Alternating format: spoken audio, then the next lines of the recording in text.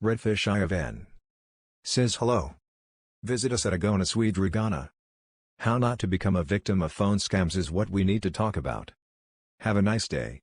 As on this forum you will find top information security specialists who will help in difficult situations and give useful recommendations. I decided to prepare an article that will help prevent phone scammers from emptying your bank accounts. So let's get started. Software always has weaknesses. But no matter how sophisticated the software may be, most problems arise because of the person himself.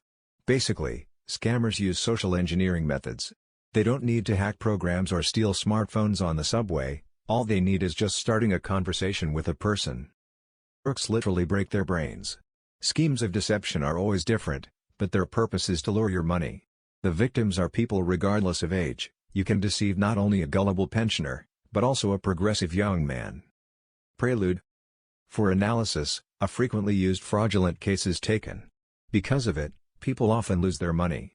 Below will be an analysis of the scenario of communication with a scammer in order to show how to behave correctly so as not to lose money. Careful and thoughtful reading is recommended. It is important not only to delve into the information, but also to share it with those you cherish. Scammers affect sore spots, conduct skillful work with human vices.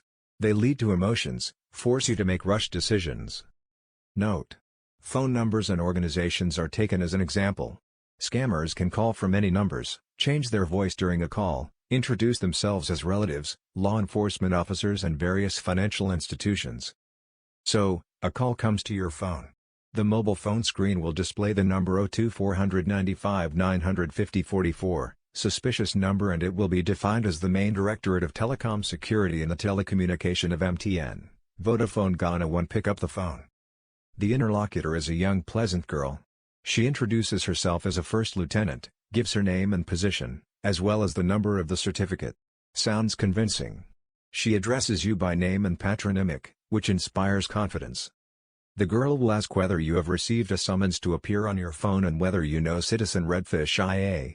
You will answer in the negative, since the summons did not come to you, and you do not know Redfish IA. As soon as you give negative answers to the questions, the interlocutor will give an explanation. She will say that this Citizen Redfish IA recently came to the branch of Telecom retail office with a notarized power of attorney on your behalf and data on the personal account, and then made an attempt to issue a loan for a huge amount of money in cash. Retail office employees were of course wary. They began to clarify who exactly is a citizen of Redfish IA and on what basis he is going to issue a loan in your absence. Redfish IA spun out and said that you are in the hospital and preparing for a serious and expensive operation. That's what money is needed for. A scammer on the phone will put pressure on you psychologically. She will claim that Redfish IA behaved suspiciously in the office. Security was called in for verification. Redfish IA was frightened by such a turn and fled. As it turned out, he is a serial credit fraudster and is on the federal wanted list. You are his next target and your insurance money is in danger. After the girl tells this story, she will politely say goodbye, tell you to wait for a call from the bank's security service and hang up the phone. She supposedly doesn't need anything else. You don't know anything about Redfish IA. Such calls can make you nervous. Where did the person get your personal data for the loan?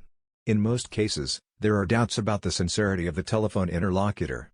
Lists of employees of the telecommunication are publicly available on the internet on the agency's website. For scammers, it is not difficult to name a person who works in law enforcement. Next, you will be called and the determinant will tell you that someone from the central police station is calling. The interlocutor will introduce himself as an employee of the security service of the central police. You will hear the name and position. If you check on the regulator's website, then everything coincides. On the phone you will be reminded that the above-mentioned Redfish IA is wanted. This is the one who tried to take out a loan on you. Everything is in order, a criminal case has already been opened against him on the fact of fraud. You will be drawn into the game, as you already have a special role, the role of a witness. Already here the suspicion creeps in, why the police employee talks about such things and how he knows such nuances. At this stage, you can understand that a scammer is calling and stop communicating. Then the interlocutor will continue to involve in communication.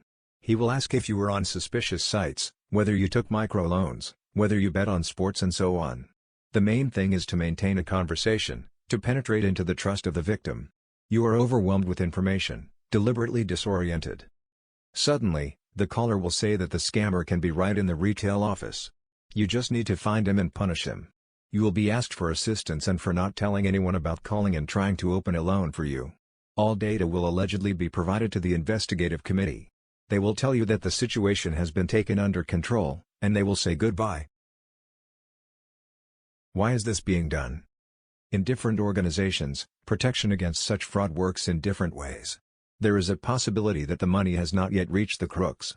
In this case, they will be frozen and returned to you, if possible. You only need to have time to notify the local security services that you have been deceived. Thank you for listening. Don't forget to subscribe, like, comment and share. Redfish IFN